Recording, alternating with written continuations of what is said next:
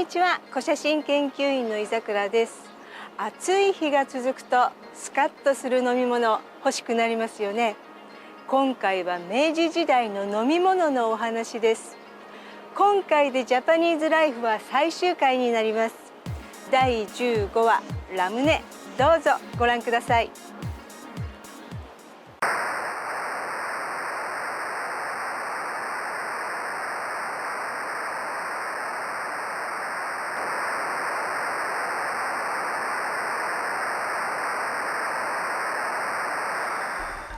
水道が普及し始めたのは明治31年からのこと。それ以前の人々は井戸の水を飲料とした。近所にある井戸水を汲んで家の台所へ運ぶのだが、井戸によっては水質が悪く、そこで暮らす人々や近所に井戸がない場合は、神田上水や玉川上水などの余り水や川の上流から汲んだ水を販売する水屋に頼っていた。こちらは水売りの行商である。東京の下町では朝夕2回水を買う家が多かったそうだ。天秤棒の両端にかかった桶が2つで一家1銭というので、60リットルが200円ぐらいだろうか。庶民は助かるが、儲けも少なく重い水を担ぐ水売りの仕事はかなりハードである。日本人に一番馴染みのある飲み物といえば、そう、お茶である。日本のお茶は開国後に重要な輸出品となったが、食事の時や来客の時、仕事の合間の休息や人々が集う憩いの場には必ずと言っていいほどそこにはお茶があった。いろりや火鉢で湯を沸かし、急須でお茶を入れる。日本人の生活には今も欠かせないものである。こちらは甘酒売り。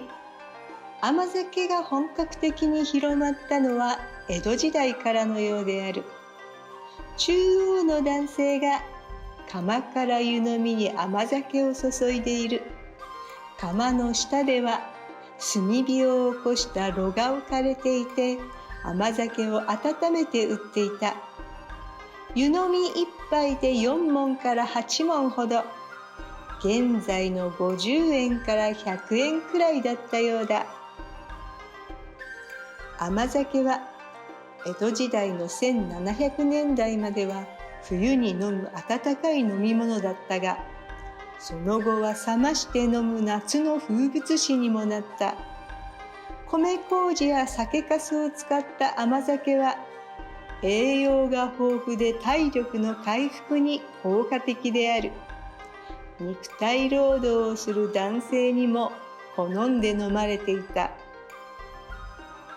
こちらは北海道七飯町にある湖、大沼。後ろにそびえる雪山は駒ヶ岳である。手前の湖で男たちが氷を切り出している。天然氷は日本書紀にも登場するほど古くから食されていたようだ。しかしそれは江戸時代になっても天皇家や将軍家など上流階級でないと口にできない贅沢品だった。明治になると氷を貯蔵する氷室の設置や輸送経路が発展し、函館の五稜郭付近や日光、神奈川などの堀や湖から切り出した天然氷が庶民の口にも届くようになる。この写真は右側の建物が銀座一丁目にあった料亭松田、左が玉寿司。その間の脇道に氷屋の屋台が見える。明治16、7年頃の写真である。